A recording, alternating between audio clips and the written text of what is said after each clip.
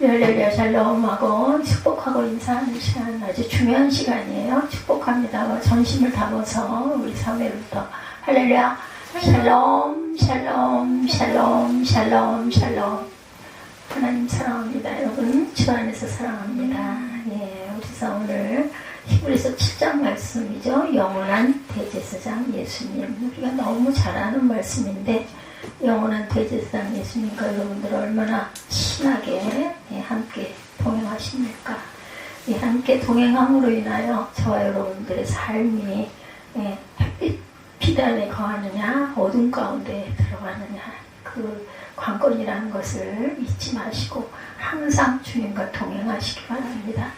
우리 기독교인들, 즉 유대 그 성도들은 복음을 전하는 히브리서 저자는 예수님이 어떤 분인지 설명하기 위해서 첫째 유대인들이 신성시 여기는 천사보다 위대하신 예수님을, 둘째 모세를 신성시하는 그들에게 모세보다 위대한 예수님을, 그리고 사람 가운데서 가장 신령하고 거룩한 존재로 여기시던 대제사장보다 더 탁월하신 진짜 제사장이신 예수님을 소개하려고 했다고 합니다. 근데 바로 이 대목에서 멈췄어요.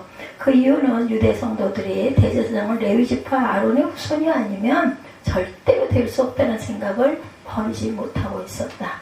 그래서 히브리서 저자는 성경에는 활동적인 레위지파 아론의 후손만 대제사장인 것이 아닌 예외적인 경우도 있었다면서 멜기세덱에 대해서 말씀을 합니다.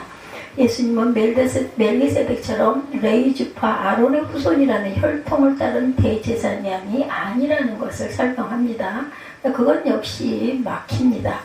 구약의 멜기세덱과 신약의 예수님을 연결하는 것이 유대 그 성도들에게는 너무나 어려워서 어떻게 그를 해석을 하겠느냐는 거죠. 우리가 뒷부분을 읽었으니 7장 앞부분을 우리가 읽고 갑니다. 이 멜기세덱은 살렘 왕이요 지극히 높으신 하나님의 제사장이라 여러 왕을 쳐서 죽이고 돌아오는 아브라함을 만나 복을 빈 자라. 그렇죠. 아브라함이 모든 것의 10분의 1을 그에게 나누어 주니라. 그 이름을 해석하면 먼저는 의의 왕이요 그 다음은 샬렘 왕이니 곧 무슨 왕? 평강의 왕. 그래서 샬롬이 거기서 나왔어요. 샬롬이라는 예수님이 그 제자들 만나서 가장 먼저 한 인사가 샬롬이었죠. 이 사람이 얼마나 높은가를 생각해보라. 조상 아브라함도 노량물 중 10분의 1을 그에게 주었느니라. 레위 아들들 가운데 제사장의 직분을 받은 자들은 율법을 따라 아브라함의 허리에서 난 자라도 지금 형제인 백성에게서 10분의 1을 취하라는 명령을 받았으나 레위 족보에 들지 아니한 멜기세덱은 아브라함에게서 10분의 1을 취하고 약속을 받은 그를 위하여 복을 빌었나니 논란의 여진 없이 낮은 자가 높은 자에게서 축복을 받느니라. 또 여기서 죽은 자들이 10분의 1을 받으나 저기는 산다고 증거를 얻은 자가 받았느니라. 또 10분의 1을 받은 레위도 아브라함으로 말미암아 10분의 1을 바쳤다고 할 수 있나니 이는 멜기세덱이 아브라함을 만날 때 레위는 이미 자기 조상의 허리에 있었습니다. 레위 계통이 제사장 직분으로 말미암아 온전함을 얻을 수 있었으면 백성이 그 아래서 율법을 받았으니 어찌하여 아론의 관찰을 따르지 않고 멜기세덱의 관찰을 따르는 다른 한 제사장을 세울 필요가 있느냐. 제사 직분이 바꾸어졌은즉 율법도 반드시 바꾸어지리니 이것은 한 사람도 제사장 일을 들지 않는 다른 지파에 속한 자를 가리켜 말한 것이라. 우리 주께서는 유다로부터 나신 것이 분명하도다. 이 지파에는 모세가 제사장들에 관하여 말한 것이 하나도 없고 멜기세덱과 같은 별다른 한 제사장이 일어난 것을 보니 더욱 분명하도다. 그는 육신에 속한 한 계명의 법을 따르지 아니하고 오직 불멸의 생명의 능력을 따라 되었으니 증언하기를 내가 영원히 멜기세덱의 반차를 따르는 제사장이라 하였도다. 17절에 이렇게 증거하고 있죠. 오늘 본문이 22절부터 읽었어요. 18절에 보니 전에 있던 계명은 연연하고 무익함으로 폐하고 연약하여서 무익함으로 폐하고 율법은 아무것도 온전하게 못한지라 이에 더 좋은 소망이 생긴 이것으로 우리가 하나님께 가까이 가느니라. 또 예수께서 제사장이 되신 것은 맹세 없이 된 것이 아니니 그들은 맹세 없이 제사장이 되었어요. 오직 예수는 자기에게 말씀하신 이로 말미암아 맹세로 되신 것이라. 주께서 맹세하시고 뉘우치지 아니하시니 내가 영원한 제사장이라 하셨도다. 이와 같이 예수는 더 좋은 언약의 보증이 되셨느니라. 이렇게 말씀하고 있어요. 여기서 틀린 것 같아요. 제사장 된 그들의 수요가 많은 것은 죽음으로 말미암아 항상 잊지 못함이로되 예수는 영원히 계심으로 그 제사장 직분도 갈리지 아니한. 예수님은 돌아가시지 않죠. 영원히 계신 하나님이십니다. 그러므로 자기를 힘입어 하나님께 나아가는 자들은 온전히 구원하실 수 있으니 이는 그가 항상 살아계셔서 그들을 위하여 간구하심이라. 기도하신다. 이러한 대제사장은 우리에게 합당하니 거룩하고 악이 없고 더러움이 없고 죄인에게서 떠나 계시고 하늘보다 높이 되시니라. 그는 더 저 제사장이 먼저 자기 죄를 표하고 다음에 백성의 죄를 위하여 날마다 제사 드린 것과 같이 할 필요가 없으니 이는 그가 단번에 자기를 들여 이루셨습니다. 율법은 약점을 가진 사람들을 제사장으로 세웠거니와 율법 후에 하신 맹세의 말씀은 영원히 온전하게 되신 아들을 세우셨느니라. 이렇게 증거하고 있습니다. 18절 마지막 절이 답이죠. 영원히 온전하게 되신 아들을 예수 그리스도를 세우셨다. 성탄절이 이제 얼마 남지 않았어요. 그래서 제가 아마 히브리서는 쭉 저희들이 오는 중에 중간에 특별한 절기가 있을 때 잠깐 바뀌었는데 이제 6장까지 끝나고 7장에 왔는데 마침 이 말씀이에요. 영원한 제사장이신 예수님이라고 말씀하고 있습니다. 그래서 일종의 교류효이라 할 수 있는 편지의 그 진행을 잠시 멈추고 성숙돼서 말하는 것. 지금 단계에서 조금 성숙하고 성장해져야 그것을 이해할 수 있다고 판단을 하고 있죠. 그래서 성도는 믿음과 거룩과 지식과 인격과 영성과 관계 그 모든 부분에서 어떻게 돼가야 한다? 자라가야 한다. 우리가 자녀를 낳으면 자라가게 자꾸 기르죠. 뭐 먹여요? 먹을 거 영양 공급도 하고 조금 더 크면 또 이제 기독교부터 시작해서 공부도 좀 가르치고 아까 그 누구라고 그랬죠? 많이 그 선물 우리 교회에 그 선물이 왔는데 성경이란다 한글 기본이 되는 책자를 하나 사가지고 직접 주시도록 하세요. 그냥 말만 하면 네 하고는 그냥 하루하루 가다 보면 가버리니 기본적인 걸 익힐 수 있도록 아마 그것을 열심히 쓰고 열심히 아마 그거 할 겁니다. 성격이 그런 성격이기 때문에. 그리고 크리스마스 때쯤 해가지고 우리가 교회인데요. 그래도 뭐가 됐든 아니면 필요한 현금이라도 조금쯤 선물로 이렇게 주십시다. 예수 그리스도의 그 장성한 분량이 충만한 데까지 그것이 하나님의 뜻이고 성도의 우리의 목표 어디까지 자라가요? 예수 그리스도의 장성한 분량이 충만한 데까지 자라가라. 주 안에서 믿음으로 성장하는 것에 대해서 인격과 영성의 삶이 성숙해져가는 것 여러분들 느끼고 그리고 또 깨닫고 또 주변에도 증거하고 전하고 가는 게 우리가 예수를 믿고 우리가 살아가는 하나의 본분이 되어야 된다. 예수 믿으세요 이렇게 하시지 말고 생활 가운데서 만남 가운데서 함께 가면서 예수님 믿으니까 다르긴 하네 이런 마음이 들리도록 하는 게 우리가 삶 속에서 전도하는 방법입니다. 도전을 받고 성장에 대한 소원을 품고 우리가 노력을 하지 않는다면 히브리서를 우리가 이렇게 읽어가면서 참 좋은 말씀이야 그냥 그러고 끝나고 말 거예요. 근데 예수님의 대제사장이심과 그것을 설명해주는 멜기세덱의 이야기로 우리가 돌아가면서 그리스도 우리의 대제사장 어떠신 분이신가. 히브리서 저자는 이러한 자신의 주장을 증명하기 위해서 구약 성경의 창세기 14장을 인용합니다.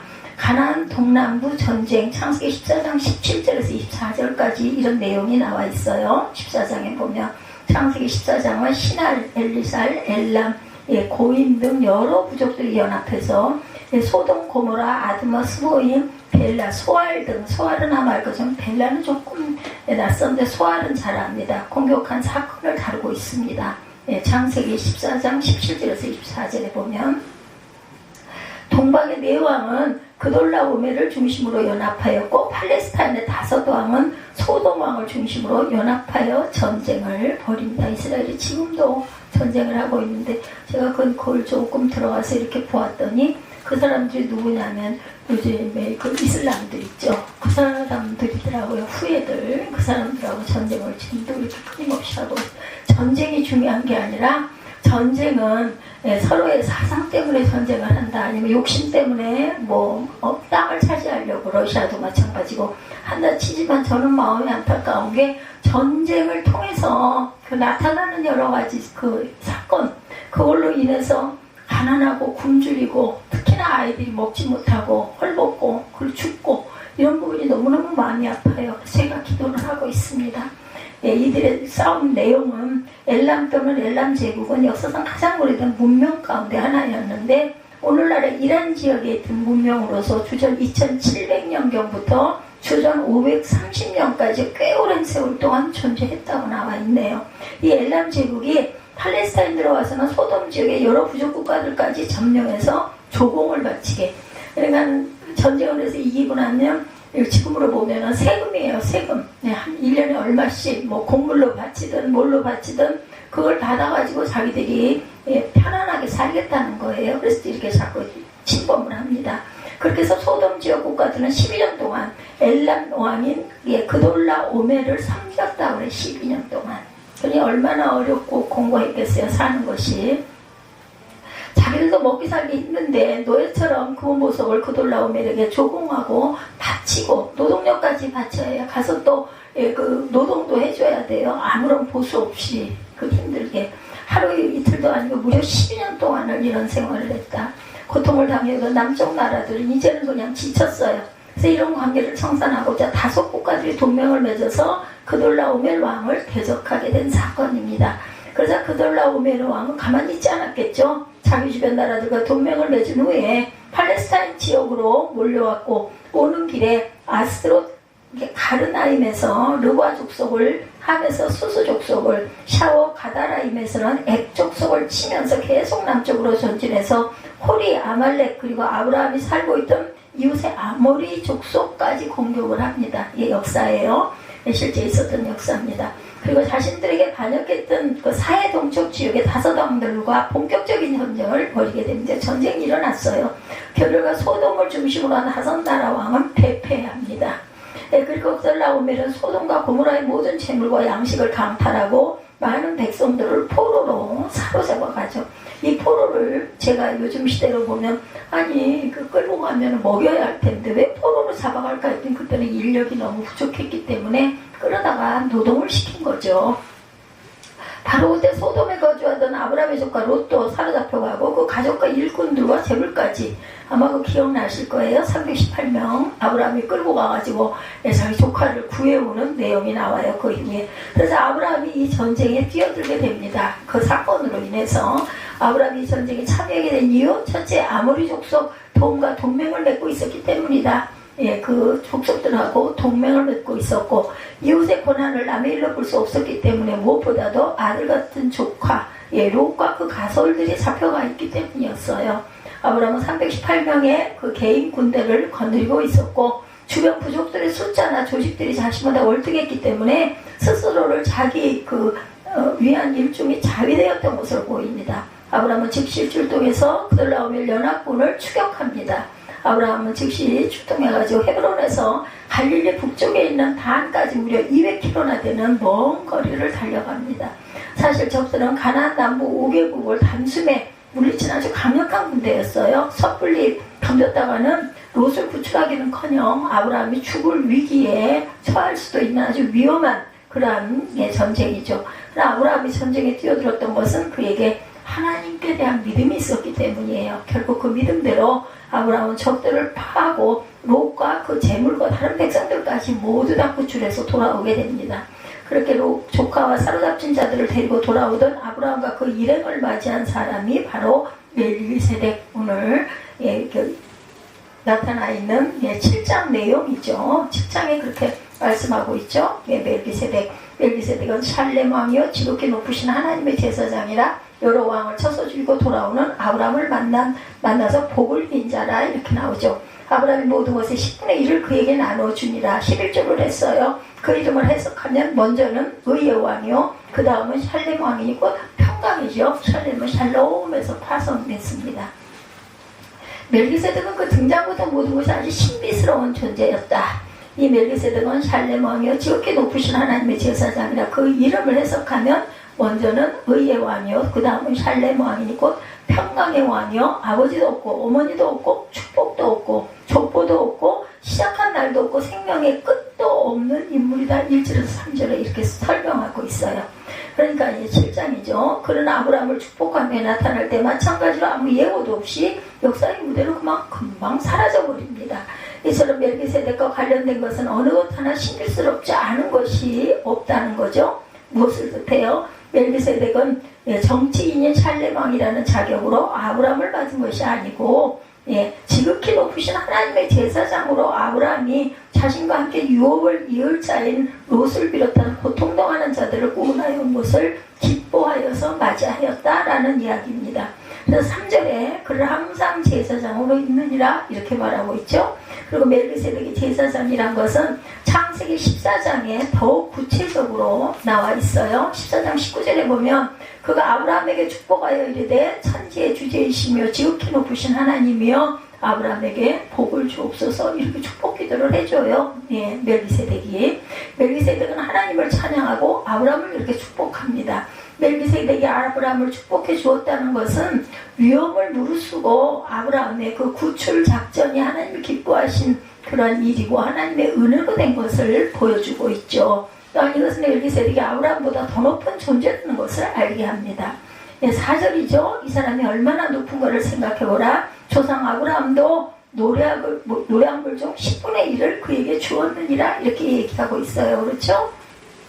이 사람이 얼마나, 오늘 본문입니다. 얼마나 높은 것을 생각해보라. 조상 아브라함도 노량물 중 10분의 1을 그에게 주었느니라. 레위의 아들들 가운데 제사장의 직분을 받은 자들은 율법을 따라 아브라함의 허리에서 난 자라도 자기 형제인 백성에게서 10분의 1을 취하라는 명령을 받았으나 레위 족보에 들지 아니한 멜기세덱은 아브라함에게서 10분의 1을 취하고 약속을 받은 그를 위하여 복을 빌었나니 논란의 여지 없이 낮은 자가 높은 자에게 축복을 받느니라. 여기는 죽은 자들이 10분의 1을 받으나 저기는 산다고 증거를 얻은 자가 받았느니라 이렇게 얘기하고 설명이 되어 있습니다. 그래서 10절에 멜기세덱이 아브라함을 만날 때 레위는 이미 자기 조상의 허리에 있었다. 허리에 있었다는 건 낳기 전이라는 이야기입니다. 멜기세덱을 통하여 전하는 메시지, 성경은 왜 이런 역사를 기록해 놓았을까요? 멜기세덱은 아브라함보다 높은 것이 아니라 아브라함이 멜기세덱으로부터 축복을 받고 아브라함이 그에게 11조를 드린 것은 9절 10절 말씀대로 아브라함의 후손인 레위지파를 비롯한 모든 이스라엘 백성들 또한 멜기세덱보다 낮은 자라는 뜻을 갖고 있다는 것이죠. 그리고 히브리서 기자가 이것을 통하여 전하려는 메시지 무엇일까? 11절 레위 계통의 제사 직분으로 말미암아 온전함을 얻을 수 있었으면 어찌하여 아론의 반차를 따르지 않고 멜기세덱의 반차를 따르는 다른 한 제사장을 세울 필요가 있느냐 이렇게 얘기하고 있어요. 공동번역 성경에 보니까 이스라엘 백성을 레위의 사제 제도를 바탕으로 하고 율법을 받았는데 만일 그 사제 제도도 완전해질 수 있었다면 아론의 계통이 아니라 멜기세덱의 계통인 또 다른 사제를 세울 필요가 어디 있겠느냐라고 이렇게 번역이 되어 있습니다. 조금 무슨 얘기일까 궁금해할까봐 제가 이걸 풀어서 성경 중심으로 제가 말씀을 드리면 안 되죠. 성경에 이렇게 나와 있어요. 이해하기가 조금 나으실 겁니다. 이러한 아브라함과 멜기세덱을 통해서 전하려는 뜻은 무엇일까? 아브라함보다 더 높은 존재인 멜기세덱이라는 제사장이 존재했다는 것. 그런데 이 멜기세덱도 하나님의 또 다른 역사를 보여주기 위한 예표라는 것입니다. 무슨 말인가? 아브라함도 주인공이 아니고 멜기세덱도 주인공이 아니다. 멜기세덱이 아무리 신비스러운 존재라 해도 그의 역할은 세례 요한의 역할 정도이다.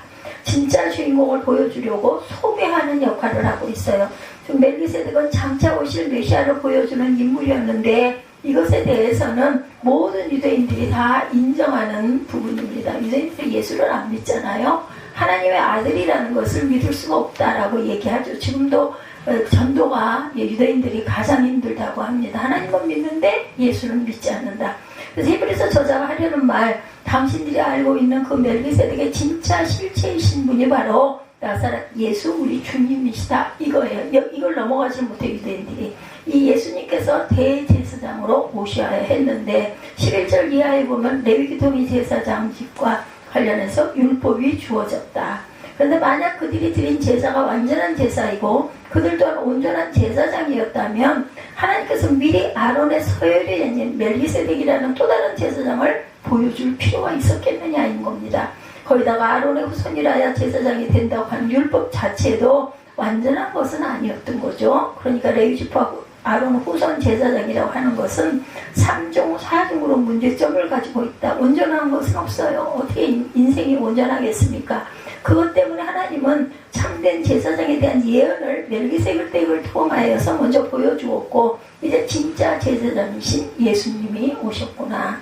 예수님이 진정한 대제사장이 된 이유는 첫째, 하나님께서 맹세로 세우신 대제사장이기 때문이다. 21절이죠. 오직 예수는 자기에게 말씀한 이로 말미암아 맹세로 되신 것이라. 주께서 맹세하시고 뉘우치지 아니하시니 내가 영원히 제사장이라 하셨도다. 이렇게 말씀하고 있어요. 21절에 둘째로 그런 참되고 영원한 제사장으로서 자신을 희생제물로 드렸기 때문이고 여러분들 다 아시죠. 십자가에 못 박혀 돌아가셨고 세 번째는 그로 말미암아 혈통과 시간과 지역과 성별과 모든 것을 뛰어넘어서 구원 영생을 얻게 되셨어요. 구원 영생을 얻게 되시고 얻게 하셨어요. 우리 모두에게 생명을 주시죠. 19절에 이에 더 좋은 소망이 생기니 이것으로 우리가 하나님께 가까이 가느니라. 예수님으로 말미암아 하나님께 가잖아요. 예수님 이름으로 기도드렸습니다 하고 항상 넣습니다. 그래서 뭐 종교의 공평성을 하자 해서 연예인들 뭐 특별한 어떤 장소에서 기도할 때 그냥 예수님 이름으로 기도드렸습니다 뺍니다. 그냥 얘기만 하고 아멘하고 끊어요. 그죠? 참 그래서 눈 가리고 아웅이구나 이런 생각을 제가 참 많이 하고 마음이 아픕니다. 대제사장이신 예수님 때문에 우리도 그가 이런 하나님의 가장 가까운 자리로 나아갈 수 있게 되었다. 구약의 대제사장은 1년에 한 번 홀로 지성소에 나아가는 것이 전부지만 참 제사장이신 예수님 때문에 우리까지 하나님께 가까이 나아가게 되는 놀라운 은혜를 주셨다는 거. 예수님 이름으로 주님 이름으로 주께서 중보가 되셔서 항상 그 이름으로 우리는 나아갑니다. 그래서 어떤 장교의 이야기입니다.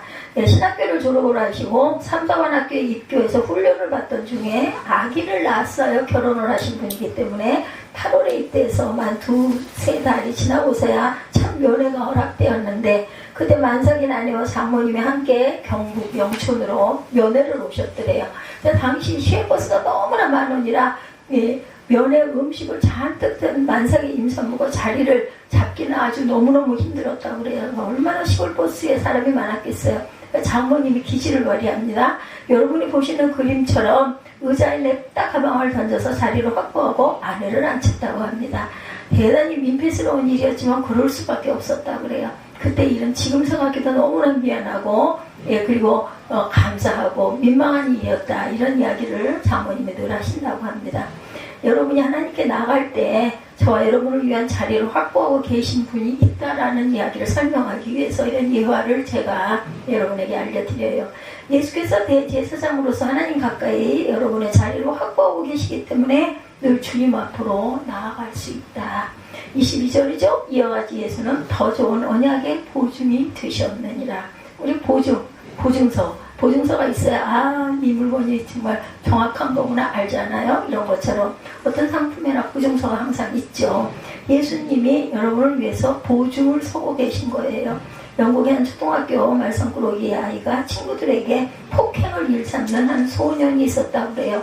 교장선생님 소년의 어머니를 불러서 퇴학을 통보합니다. 이 아이는 어렵습니다. 이제 집에서 교육하십시오. 교육을 더 이상 시킬 수 없습니다. 교장선생님이 이렇게 말씀을 하시고 어머니는 눈물을 흘리면서 구해줄 것을 호소를 했다고 그러는데 교장선생님이 말씀합니다. 그러면 아들의 행동에 대해 보증하시겠습니까? 얘기해요. 보증. 어머니는 대답을 못하고 머뭇거리더랍니다. 그때 톰이라는 소년이 손을 번쩍 듭니다. 제가 보증할게요. 그 반에 있는 학생이었던가 보죠. 교장선생님이 손을 든 소년에게 묻습니다. 보증이 무슨 뜻인지 알고는 있니? 제 친구가 잘못하면 제가 자기가 대신 벌을 받는 것입니다. 이렇게 아주 똑똑하게 대답을 했답니다. 교장 선생님이 그 아이 때문에 말썽꾸러기 소년을 학교에 그대로 두기로 했다는 이런 재미있는 이야기가 있어요. 그러자 톰은 그 문제아인 소년을 데리고 그 옥상으로 올라갑니다. 그리고 무릎을 꿇은 채 친구의 손을 잡고 기도했다. 그래 이 톰이 그의 남북한 소리는 놀랍도록 아주 양순해졌다고 합니다. 더 놀라운 것은 그 남북했던 소년이 성장해서 선교사가 되어서 평생 아프리카에 헌신했다는 내용이에요. 예, 여러분들 그 제키 로빈슨이라는 미국 그 메이저리그 최초의 흑인 야구 선수가 됐다고 그러죠. 수많은 인종차별의 장벽에도 불구하고는 최선을 다했고 어느 날 로빈슨은 브루클린 구장에서 경기를 할 때 평범한 볼을 넣어주는 실수를 범했다고 합니다. 많은 사람들 특히 백인 관중들은 어쩔 줄 몰라 하며 서있는 그에게 야유를 그렇죠. 실축하거나 하면 야유 보내는 그런 부분이 있었겠죠. 그때 백인 선수인 리즈가 로빈슨에게 다가가서 그를 끌어안고 관객들을 쳐다봅니다. 그래서 관중성이 조용해졌다고 그래요. 나중에 로빈슨은 리즈가 자신의 어깨를 감싸준 그 일이 자신을 구원해 주었다 이렇게 고백합니다. 여러분에게 이들보다 더한 완전한 보증자가 계실 것인가? 무궁한 지혜와 전능하신 능력으로 그리고 끝이 없는 사랑으로 저와 여러분들에 대해서 보증을 서고 계시는 대제사장 예수님이시라는 거. 25절에 그러므로 자기를 힘입어 하나님께 나아가는 자들은 온전히 구원하실 수 있으니 이는 그가 항상 살아계셔서 그들을 위하여 간구하심이라 말씀하고 있어요.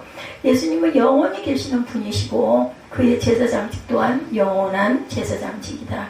따라서 그는 자기를 통하여 하나님께 나아가는 사람을 언제나 돕고 구하실 수 있는 분이시죠. 그래서 결론은 히브리서 저자가 하고 싶은 말, 유대인들을 포함한 세상 모든 사람들은 참 대제사장이신 예수님을 인정하고 의지하고 그분이 주시는 은혜와 은택을 누리시라는 거예요. 이것이 멜기세덱과 아론의 후손 제사장을 설계하신 하나님의 최종 목적이라는 것을 잊지 마시기 바랍니다.